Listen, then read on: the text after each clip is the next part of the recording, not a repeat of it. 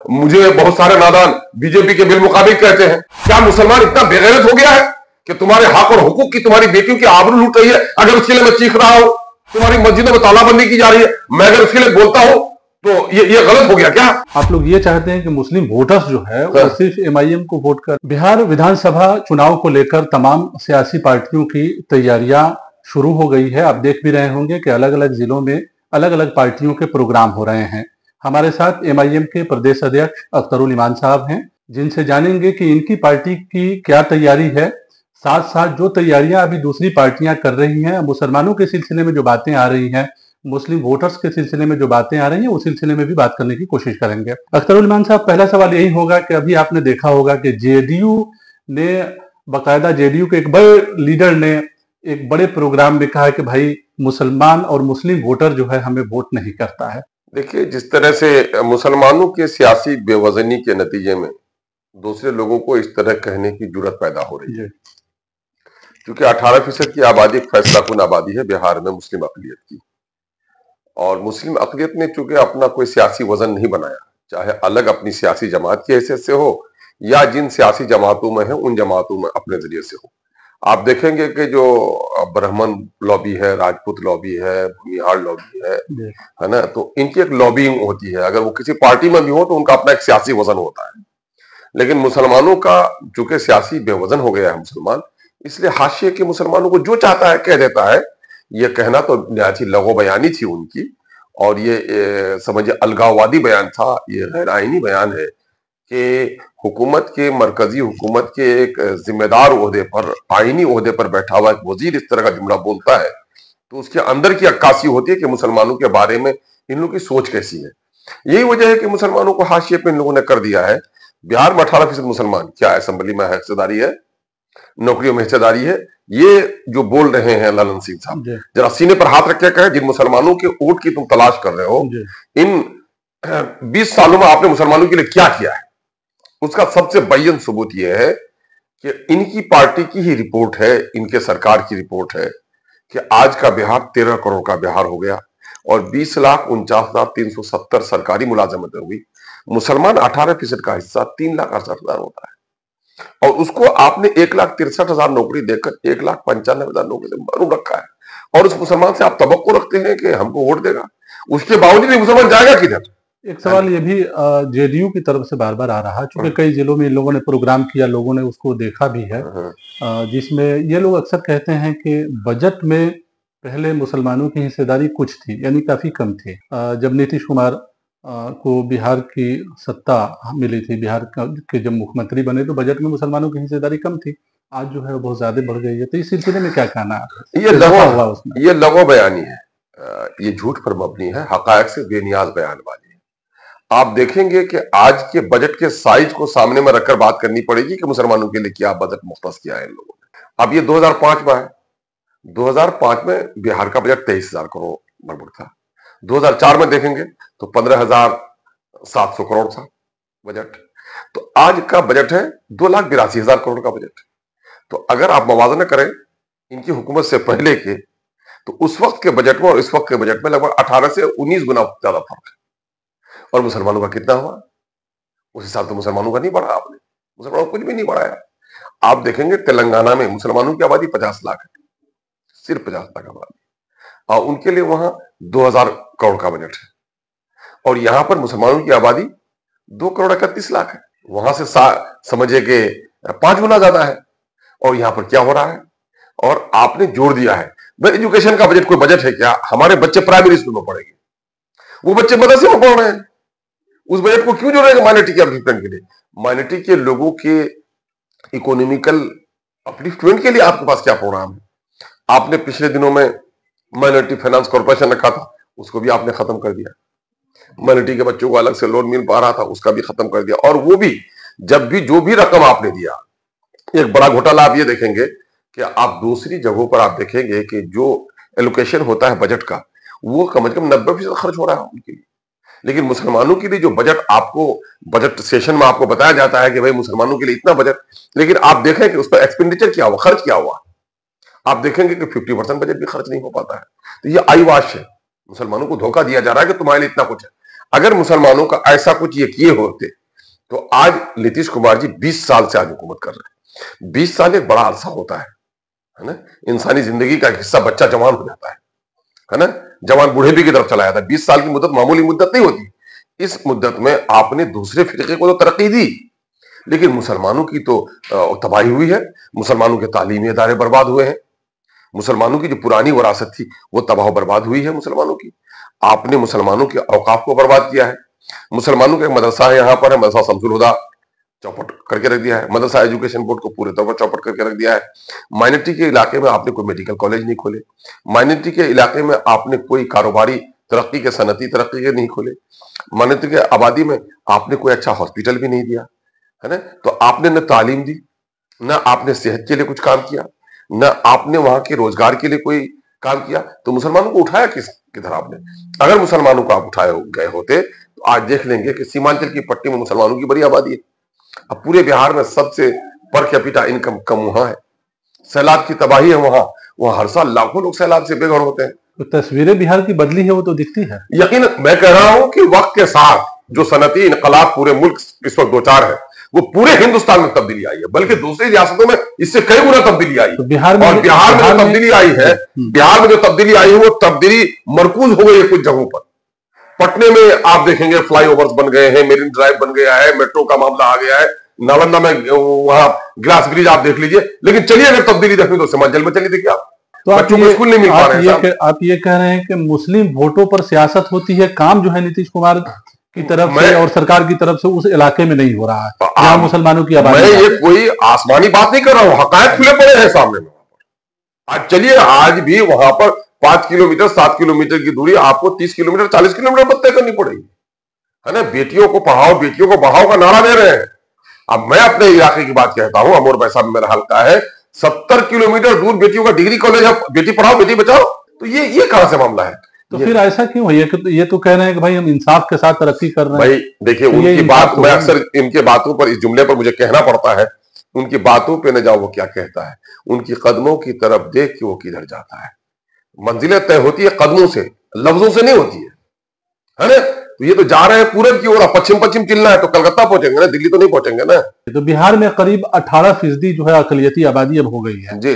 تو 18% اقلیتی آبادی کے ووٹوں کو حاصل کرنے کے لیے سبھی سیاسی پارٹی بالکل کوشش کرتی ہے, سب کی نظر ہے اور سب اسی طرح سے جو ہے لوگ بیان بھی کرتے ہیں, خاص طور سے مائنورٹیز علاقوں میں جا کر.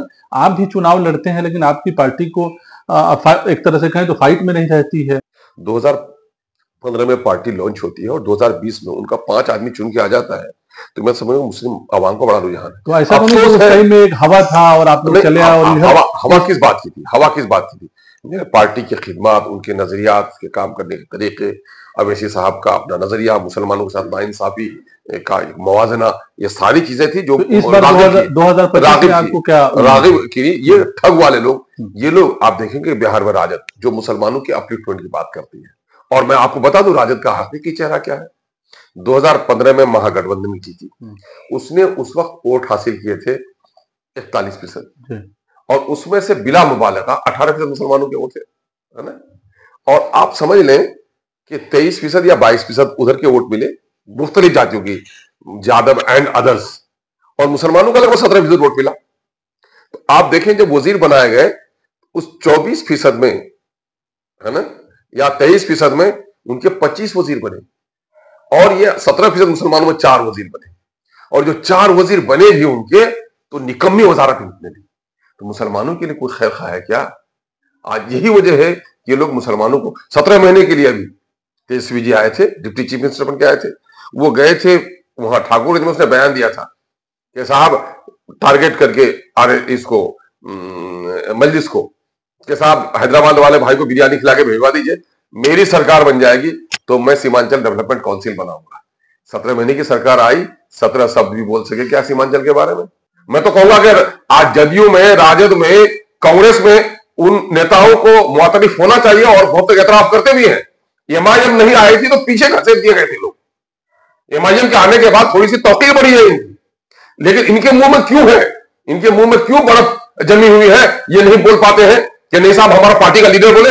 کیا راجد کا کوئی لیڈر بیان آیا کہ مسلمانوں کی نوکری اتنی کم ہے اس کے بارے میں بات ہونی چاہیے؟ کانگریس کا کوئی لیڈر بولا जदयू का कोई लीडर बोला? और बीजेपी तो खैर उसको बोलना ही नहीं है। क्यों नहीं बोल पा रहे हैं लोग? क्यों नहीं बोल पा रहे? तो क्या है, मैं कह रहा हूं इस देखिए लीडरशिप, रहनुमाई, क़यादत का नाम है ना। तो आप जिस पार्टी में गए हैं, आप मुसलमानों की वोट पर गए हैं। आप अगर वजीर भी बने हैं अभी जमा खान साहब, किसकी वजह से वजीर बने हैं? अपने जाहिर है अपने फैमिली बैकग्राउंड की वजह से नहीं बने हैं, अपने कद और काठी की बुनियाद पर तो नहीं बने हैं, मुसलमानों के सदक़े में बने हैं ना। क्या मुसलमानों को 1,95,000 नौकरी से महरूम रखा गया? कभी जबान खुल सके इनकी? तो ये लोग मुसलमानों के वेलफेयर का काम करेंगे? ये ऐसे लोग जो इन पार्टियों में जाकर वजीर बनने की ख्वाहिश हो सकती है, अपने जाती मुनफैद की, जाती शोहरत की, इज्जत की, दौलत की, तौकीर की उनकी ख्वाहिश हो सकती है। मुसलमानों के लिए मैं क्यों आया? मैंने आफियत की तमाम तो राहों को छोड़कर एक संगलाक रास्ते को क्यों अख्तियार किया, है ना। मेरा ज़मीर मुझे हचकुले दे रहा है कि तू अपनी जात की खातिर नहीं, अवाम की वोट की खातिर आता है। अगर अवाम के मसाइल को पेश नहीं कर सकता, ये दगाबाजी है, ये नमक हरामी है अपने अवाम के साथ। तुम्हारी नस्लों को इसका नुकसान मिलेगा। मेरी गैरत ने मुझे ललकारा, मैं छोड़ दिया इन चीजों को। मोहतरम वज़ीर आला नीतीश कुमार साहब ने मुझे वजीर बनने का ऑफर किया, मैं क्यों नहीं जाना चाहा। मैं कहा मैं आपका वजीर बनकर के मेरा तो जाती फायदा हो जाएगा, लेकिन जिस कम्युनिटी को मैं लीड करता हूं उसके लिए मैं कुछ नहीं कर पाऊंगा। ये गुलामी की जंजीरें आप लगाम लगा दीजिएगा, उससे फायदा है कि मैं कम से कम कुछ भी नहीं करूंगा तो चौकीदार की तरह आवाज तो लगाऊंगा ना, है ना। तो आप जहां हैं वहां वो जो ख्वाहिश है आपकी वो पूरी हो रही है? नहीं, मेरी ख्वाहिश का मतलब क्या है? जो फर्ज है, नुमाइंदगी का जो फरीजा बनता है कि आप अगर अवाम के वोट से मुंतखब होकर आते हैं तो अवाम के मसाइल को उठाइए, जिस इलाके से आते हैं उस इलाके को उठाइए, जिस मुल्क में रहते हैं उस मुल्क की सालिमियत की बात कीजिए। मैं कर रहा हूं अल्हम्दुलिल्लाह। तो मुस्लिम वोटों पर कॉपीराइट किसका है? यहाँ तो हर पार्टी कहती है मुस्लिम वोट। सुनिए, मैं यही कहूंगा कि खुदा ने आज तक उस कौम की हालत नहीं बदली। मुस्लिम वोट इस वक्त इंतशार का शिकार है। मुसलमानों के बिखरे हुए दाने मोती के वो कभी माला नहीं बन सकते जब उसको धागे में पहनाया नहीं जाए। जब तक जमाती निजाम, जब तक लीडरशिप को कबूल करना और जब तक लीडरशिप अपने अवाम के मसाइल पर उनको मुत्तहिद न करे, तब तक इसका बुरा हाल होगा। ये काम हम कर रहे हैं। और मुझे बहुत सारे नादान बीजेपी के बिल मुकाबिल कहते हैं, क्या मुसलमान इतना बेगैरत हो गया है कि तुम्हारे हक और हुकूक की, तुम्हारी बेटियों की आबरू लूट रही है? अगर उसके लिए मैं चीख रहा हूं, तुम्हारे आलिमों की दाढ़ियां नोची जा रही है, तुम्हारे सूफियों की टोपियां उछाली जा रही है, तुम्हारी मस्जिदों में तालाबंदी की जा रही है, मैं अगर उसके लिए बोलता हूं तो ये गलत हो गया क्या? आप लोग ये चाहते हैं कि मुस्लिम वोटर्स जो है वो सिर्फ एमआईएम को वोट करे? एमआईएम नहीं, हम ये चाहते हैं मजलूम आबादी उठे, और चूंकि मुसलमानों पर ज्यादा जुल्म हुआ है, ज्यादा नाइंसाफी हुई है, तो उसको अपनी सियासी ताकत बनानी चाहिए। और हम चाहते हैं, हमने शुरू दिन में भी कोशिश की, 2019 में हमने आपका प्रेस किया था कि आओ सेकुलर पार्टियों, जो लोग ये कहते हो कि बिहार के अवाम के लिए एक इंसाफ पसंद हुकूमत बनानी है, मैं आपका जात मजहब नहीं देखता हूं। हमने राजद से भी कहा था, मैंने खुतूत दिए थे तमाम तमुल्ली तंजीमों को कि भाई महागठबंधन का हिस्सा बनना चाहते हैं, लेकिन इनकी नीयत साफ हो गई। आज भी क्या ये एमआईएम कहती है कि हमारा वजीर बना दो, हमें वजीर आला बना दो, वजीर आजम बना दो। एमआईएम का यह दावा नहीं है। हम तो ये कहते हैं कि निजाम की सूरत बदलनी चाहिए। हम अपने बारे में नहीं परेशान है, हम परेशान इस मामले में है जो निजाम में हुकूमत है, जो तर्ज हुक्मरानी है, जो शासकीय अंदाज है, इसमें इंसाफ हो। जब इस मुल्क का नागरिक, इस मुल्क का शहरी सब बराबर का हक है, दोनों की कीमत बराबर दी है, तो हुकूमत के मुराआत में, सरकारी मुराआत में, सरकारी टैक्स के पैसे में, तालीम में, नौकरी में, सियासत में, मईसत में हमको मेरा जो वाजिब हिस्सा है ये दीजिए। आखिर क्या बात है कि जो सेकुलर पार्टियां हैं, जो ये जिनका दावा है, या जहां मुस्लिम कम्युनिटी जो है अपना वोट करता है, जो मुस्लिम वोटर है वोट करता है, वो सेकुलर पार्टियां भी चुनाव के वक्त आप लोगों के साथ गठबंधन में नहीं रहती है, करना भी नहीं चाहती है, वो आपके खिलाफ ही हो जाती है। नहीं, ठीक है, कुछ लोग हैं हमारे हमनवा, मैं सारे लोगों को नहीं कहूंगा, लेकिन इन लोगों का जो सबसे बड़ा मसला है कि इनको मिल जाता है ना, कि मुसलमानों का वोट मिल जाता है, इनके मुतालिबात कुछ भी नहीं है। अगर एमआईएम आती है तो ये तो हुकूक की बात करेगी, और उनको तय है कि मुसलमानों को गुलाम बना के रखना है, इसलिए उन लोगों को दिक्कत होती है हम लोगों से। तो अगला जो चुनाव अभी सर पे जो है 2025 में विधानसभा चुनाव, उसको लेकर जो है आप लोगों की तरफ से क्या जमीनी तैयारी है और क्या उम्मीद रखते हैं? देखिए भाई, हम तो और पार्टियों के बिलमुकाबिल हमारे पास वसाइल भी कम है और अवाम एक खौफ की नफ्सियात में है, तो हम दूसरों से ज्यादा मेहनत कर रहे हैं। और बिहार में ये 5 साल मुद्दत में आपने देखा है कि एमआईएम की कारकर्दगी क्या रही है। ऐवान की दरो दीवार इस बात की गवाही पेश करेगी, है ना। हम तो चाहते हैं कि वसूलों की, इंसाफ की और वाजिब हुकूक की सियासत हो, कोई कोशिश हमारी है। तो सीमांचल 2025 में एमआईएम का रहेगा? सीमांचल क्या रहेगा, बिहार के दूसरे हिस्सों में भी रहेंगे। हमको इतना आप क्यों महसूस कर देते हैं उस इलाके में? हमने अभी लड़ा है, आपने देखा होगा इमामगंज हम लड़े हैं, हमको खातिर खा वोट बिहार मिला के है। बिहार के बिहार के अलग दूसरे अलग हिस्सों में, बिहार के दूसरे बिहार हम चंपारण में इलेक्शन लड़ रहे हैं, हम भागलपुर में तैयारी कर रहे हैं, तो बिहार हम के बिहार के दूसरे हिस्सों में भी अच्छी खासी तादाद में लड़ेंगे। और मेरी तंजीमी साख बढ़ रही है अल्हम्दुलिल्लाह। दूसरे लोगों से भी हमारी बात चल रही है। हम उम्मीद करते हैं कि इंशाल्लाह 2020 से भी बेहतर प्रदर्शन हमारा 2025 में होगा। तथा एक आखिरी सवाल करेंगे, जी, क्या जी। आपको ऐसा लगता है कि बिहार में सियासी तौर पर भी और समाजी तौर पर भी अब एक बड़ा बदलाव आ चुका है? यानी कुछ दिनों पहले तक, या आप 10 साल पहले तक देखिए, तो एक चुनाव का एक अलग पैटर्न हुआ करता था, समाजी नजरिया भी कुछ अलग था, लोग जो है वोट पैटर्न को लेकर भी कुछ अलग अलग तरीके से सोचते थे। नहीं, तब्दीली से तो इनकार नहीं किया सकते भाईजान, लेकिन जो मुस्बत तब्दीलियां आनी चाहिए। आप देखेंगे कि माजी के बिलमुकाबिल कई चीजें ऐसी हैं जो माजी में बेहतर थी। माजी में असेंबली और पार्लियामेंट में जो लोग आते थे उनको कानून की, आइन की, समाजियात की, तारीख का एक इल्म होता था। और उस वक्त उनको जो प्रशासन के लोग होते थे एहतराम की नजरों से देखते थे। लेकिन इधर मेयार गिरा है, इसके एतराफ करने में कोई दिक्कत नहीं है। दूसरी बात यह है कि पहले राय आम्मा के मुताबिक फैसले हुआ करते थे, अब सिक्के के मुताबिक फैसले हुआ करते हैं। पैसों की जो रेल पेल होने लगी है, क्या रिश्वतखोर मुंसिफ सही इंसाफ कर सकता है क्या? जहां पैसे की इतनी रेल पेल हो, वोटों को खरीदने की कोशिश की जा रही हो, वहां क्या साफ सुथरा इंतखाब हो सकता है क्या? तो ये पैसे की रेल पेल और जाती मुफाद की वजह से ने हमारी सियासी साख को बहुत, आप देखेंगे कि सियासी अदवार से लोग बेदारी आपको बहुत नजर आएगी। इसलिए आज का समाज में आप कहेंगे तो तब्दीली आई है, लिबास अच्छे हो गए, खाना अच्छा हो गया, घर अच्छा हो गया है, लेकिन इंसान का जो मेयार था वो कहीं ना कहीं पामाल हुआ है।